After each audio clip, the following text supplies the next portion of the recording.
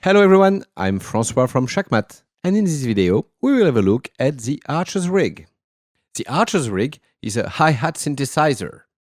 It is a hybrid module with a mixed digital and analog architecture. This module has a very wide sonic palette. It is capable of synthesizing classic or much more personal hi-hats, cowbells, shakers, experimental glitches, and many more. Let's have a look now at the panel. We have over here an audio output, a couple of trigger inputs, one for the close head trigger and another one for the open head trigger. So let's send the sequence in both trigger input. Let's start it. The module also has a trigger button which also shows the amplitude envelope of the hi-hat.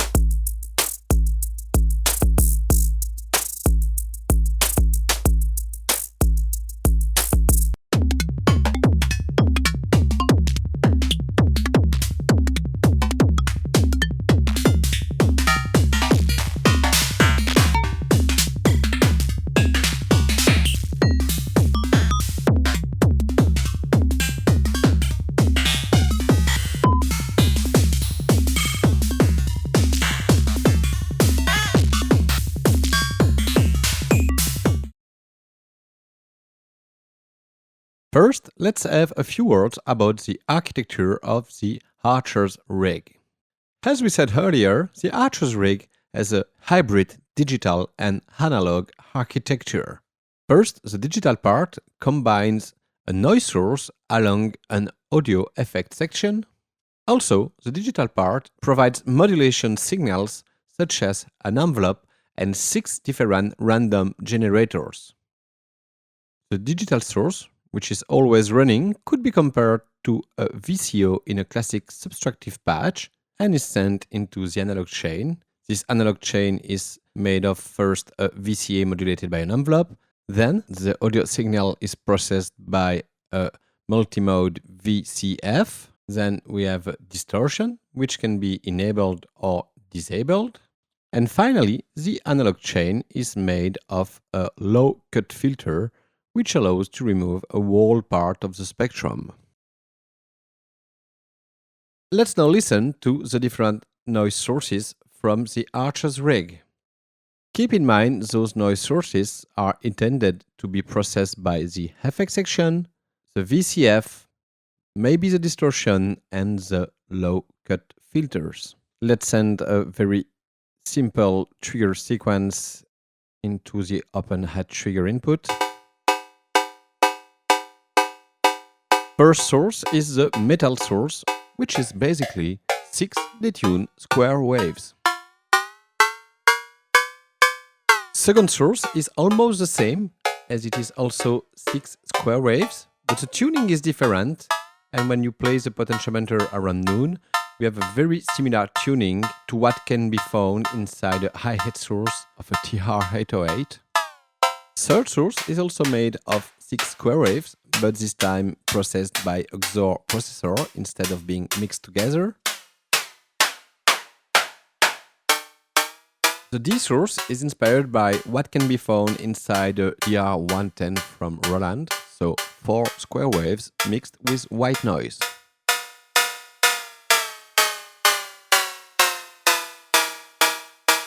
Fifth source is a white noise generator with a sample degrader from the fully counterclockwise position to noon, and after noon we have what we call speckle noise. So this could be described as random, very narrow pulses. Now we have the grain source, made of grains of pitch noise.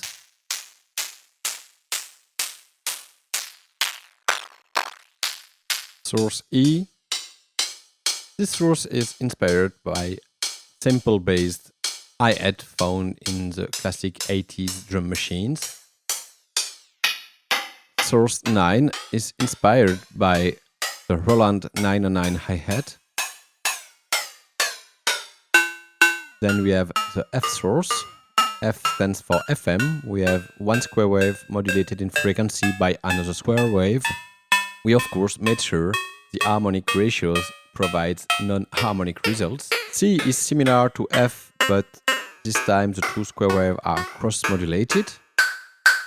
R source is a square wave modulated in frequency by white noise.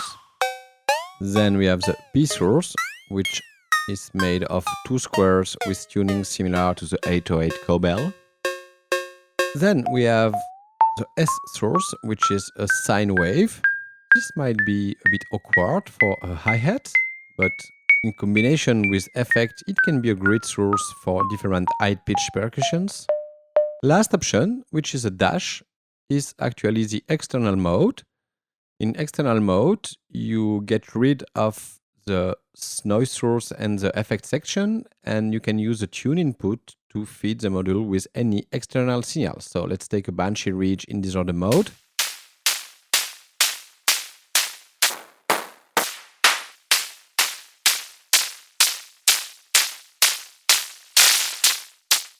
So with any noise source, you can make your own hi-hat by sending it into the VCA, VCF, distortion and low-cut filters.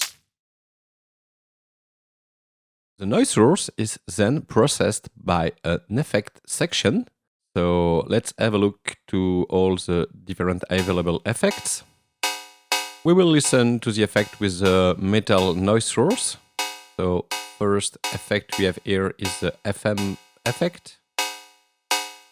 Each effect has one parameter, which is set by the effect potentiometer or effect CV input. For every effect, when the effect potentiometer is fully counterclockwise, the effect is bypassed. Now we are turning the potentiometer clockwise, so we are enabling the effect and we are setting the effect parameter. As you can hear, for the FM effect, we are changing the tuning of the modulator. Second effect, R for ring modulator. So we are ring modulating the source with a square wave and we are changing the tuning of the square wave.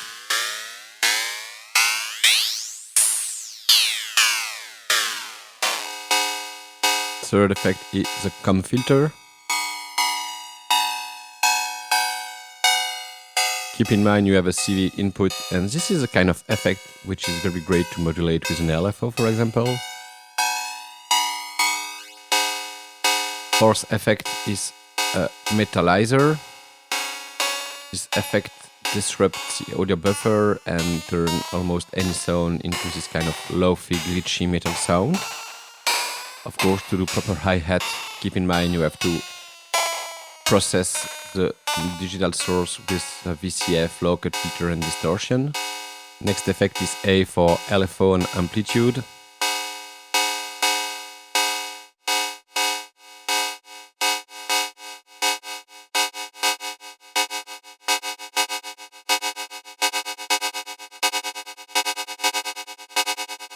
Almost fully clockwise, we are in audio AM territory.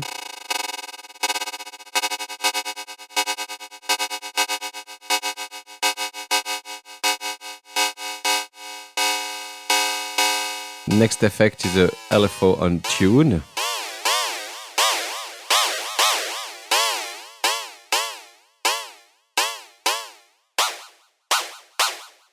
Here also, when going almost fully clockwise, we are almost in the FM territory.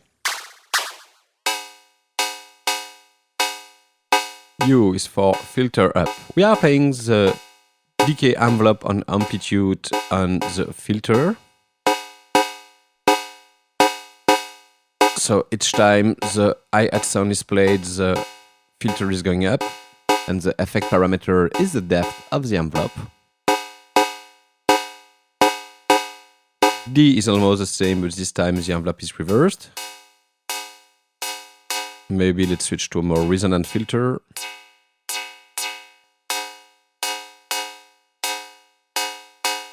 Now the last effect, which is a simple sample rate reducer.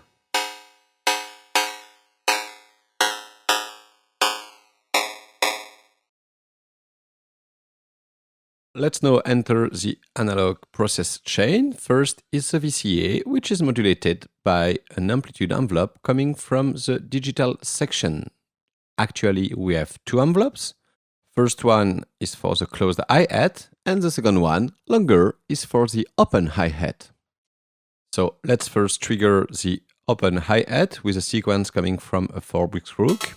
So we have the decay potentiometer and the CV input are setting the decay of the open hi-hat.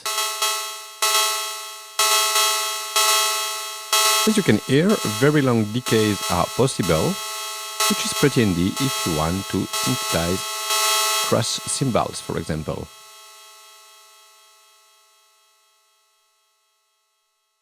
Let's go back to our sequence. And let's now trick the closed hi-hat. In order to set the closed hi-hat decay, you have to press the closed button while turning the decay potentiometer. Note, this decay also sets the minimum decay for the open hi-hat decay. Turning the decay potentiometer fully counterclockwise when setting the closed hi-hat decay mutes the closed hi-hat. The closed and open hi-hat have an exclusive relation, meaning when an open hi-hat is decaying and a closed hi-hat is played, it will close the open hi-hat. So having a mute closed hi-hat is pretty handy to create chokes on the open hi-hat.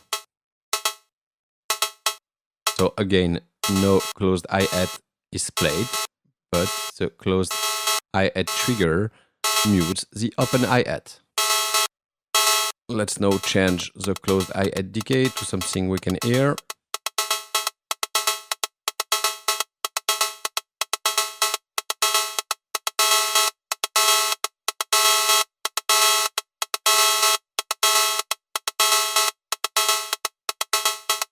The Archer's rig also has a drone mode. In this mode, the VCA is not controlled anymore by the envelope, but is controlled by the decay and CV potentiometer. In order to enter the drone mode, press the closed hi-hat decay and the trigger button at the same time. So now the decay potentiometer acts on the amplitude.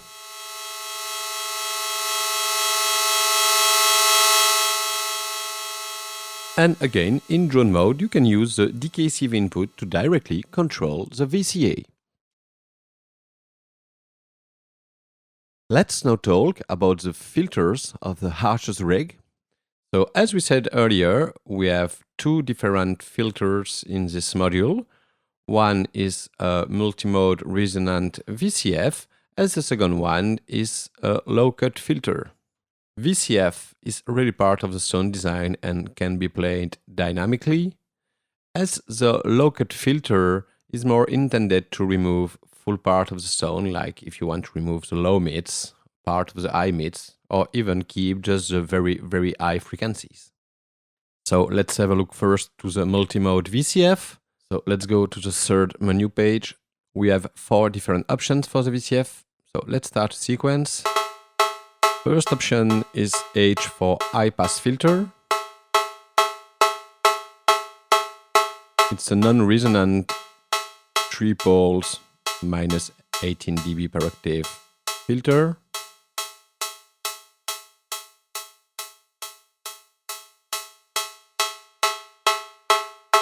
Second option is R for resonant high pass, so same filter as H but with a bit of resonance. Third filter option is B for bandpass. So it's a 3-pole filter, 2 poles in the high pass and 1 pole in a low pass filter. And fourth option is P for peak filter. It's a bandpass filter with a pretty high resonance. So let's go back to the high pass filter and let's now switch to the fourth menu page, which is the filter range. The filter range sets at the same time the frequency of the low-cut filter and the range of the VCF. First option for the filter range is full, meaning we have almost a full spectrum. Actually, we have a low cut at 150 Hz. Next option is L for low. This time we have a low cut filter at 800 Hz, so removing the low mid. So as we explained, the VCF range is adapting, so the potentiometer will go from 800 Hz to 20 kHz. Next option is M for mid. So this time we have 4 poles low cut filter cutting at about 6 kHz.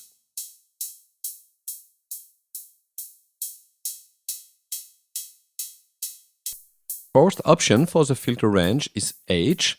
We are now keeping all the frequencies up to 10 kHz. Thanks to those different filters, you can achieve very different results with the same source. For example, with a metal source, the peak filter and the full range, you have something that sounds almost like a bell. If we switch to resonant high pass and medium range, we are now synthesizing a percussive sound close to the 808 hi-hat. Let's now have a look to the next page of the menu, which is the gain page. And let's start a sequence. You can set the gain from 0. 0 means totally silent. It seems a bit awkward, but in combination with the randomizer, it can give some very cool results. Gain can go up to 9. Generally speaking, 6 or 7 gives the right gain in order to have the harshest rigs mixed at unity gain with other drum modules.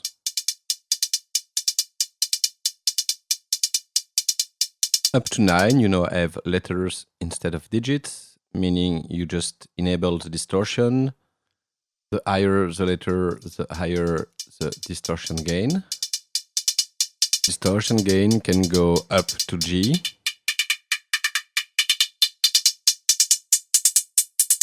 Let's combine the distortion with the peak filter.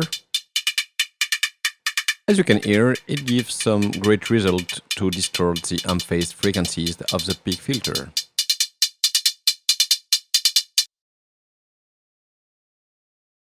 The harshest rig has a velocity input acting on the level or distortion gain. Each time a trigger is received in one of the trigger inputs, the module samples the velocity input, which therefore works as a VCA combined with a sample and hold. The velocity range can be edited on the 6th page of the menu. So let's start a sequence. So we use the Harlequin's context in knob recording mode in order to illustrate this feature. Let's patch the first output. So the velocity input is normalized to 5 volt and we have a 0 volt coming out from the Harlequin's context. As you can hear, level just dropped down. So we are now on the 6th page of the menu. The value we are setting here is the minimum level. That's to say, the level when a 0 volt is received in the velocity input.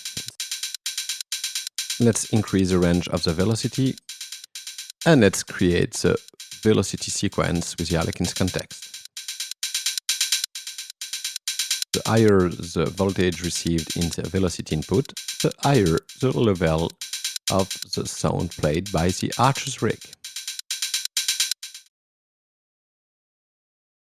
Archer's rig as a randomizer, which allows to randomize different parameters such as the tune, the effect, the filter frequency, the decay, but also the source and the level/gain.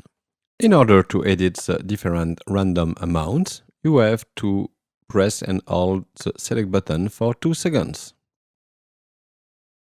LED menus are now blinking and the select button is now on.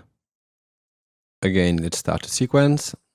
We are now referring to the different destinations written in orange below the LEDs.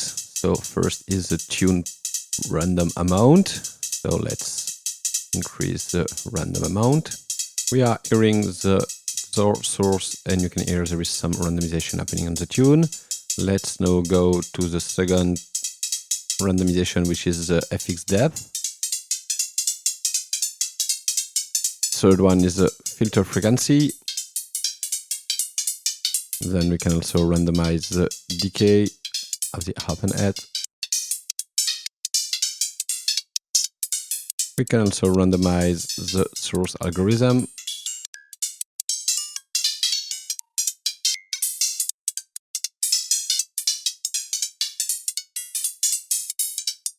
Last assignation is the gain. So right now we randomized every parameter with pretty high values actually. This gives pretty great result for very randomized hi-hat for IDM, for example.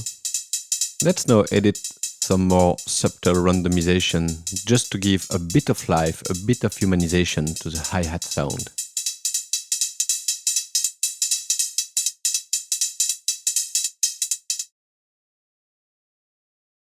The Archer's rig has a non-volatile memory of 96 presets, which are organized in 6 banks of 16 presets.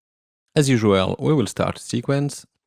We will first load a preset. In order to load a preset, you have to press the load button, choose a bank thanks to the select button and the 6 menu LEDs. So there are 6 banks, A, B, C, D, E, F. And inside a bank, you can choose a preset. For example, we will choose the second preset of the bank A. Press the load button again, and the preset is now loaded. Let's do it again with another preset. Let's switch to bank B, and let's load the preset number 9. It is possible to pre-listen to the presets, just hold the load button and scroll the presets with the plus and minus buttons. Let's keep this one. There are other options in the load menu. If you go up to G, which is the 16th preset, you will find the R option. R stands for random, so basically you will create a totally random preset. After R, you will find the I option, which is the init preset. This will put all the random values to 0 and also gives default values to all the different settings of the Archer's rig. Last option is a dash, meaning you exit the load menu without loading any preset. Also, you have a preset CV input. This input allows to scan all the presets of the current bank. So right now I'm playing with an offset generator from an Harlequin's context. Let's load a preset from the bank B.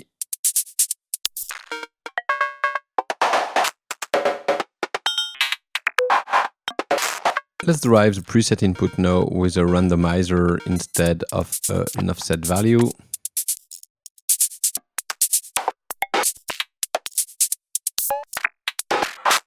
Let's remove the cable and let's now talk about saving presets. To save a preset, you have to press the Save button, choose a preset destination. So we are in bank B. Let's go to preset number 10, which is preset A. Let's repress the Save button and your preset is saved into bank B preset number A.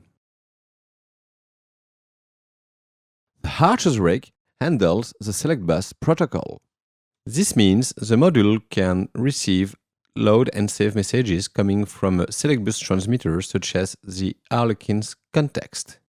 So in order to enable the communication between the two modules, you have to make sure they are on the same bus board. Make also sure the Harlequin's context is in transmitter mode.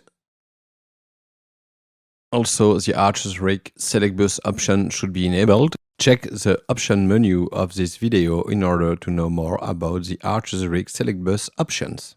Again, let's start the sequence.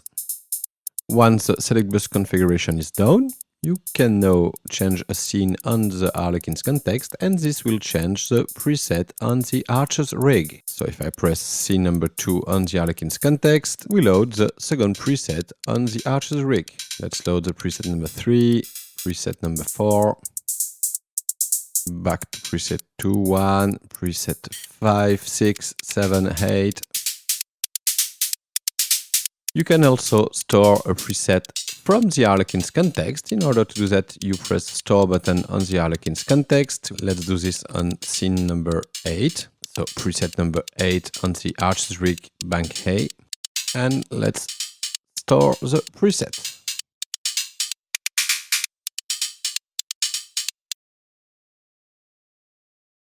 The Archer's Rig has an option menu which allows to configure a couple of settings.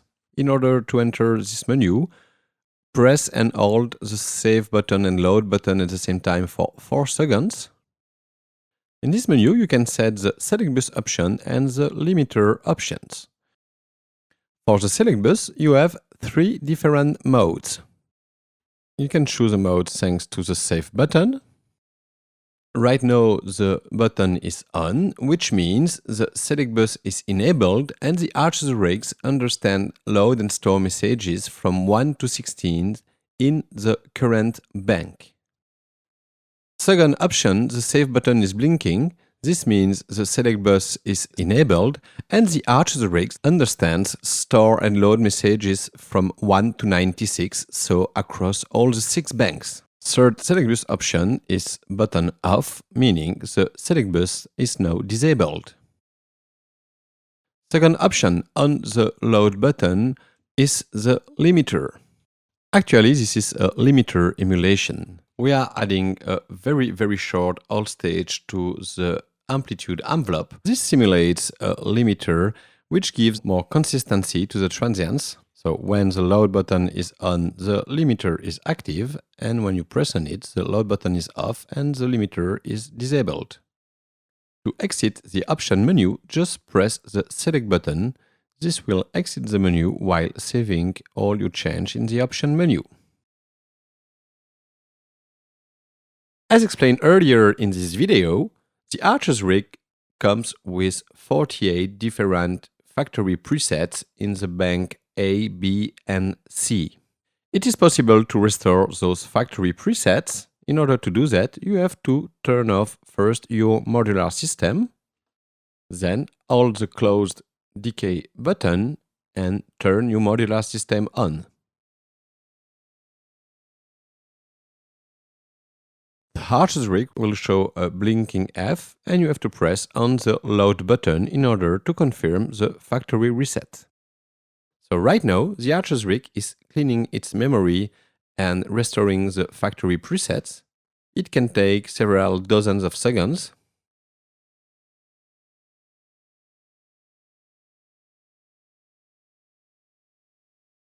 And that's it, the module has now restored all its factory presets.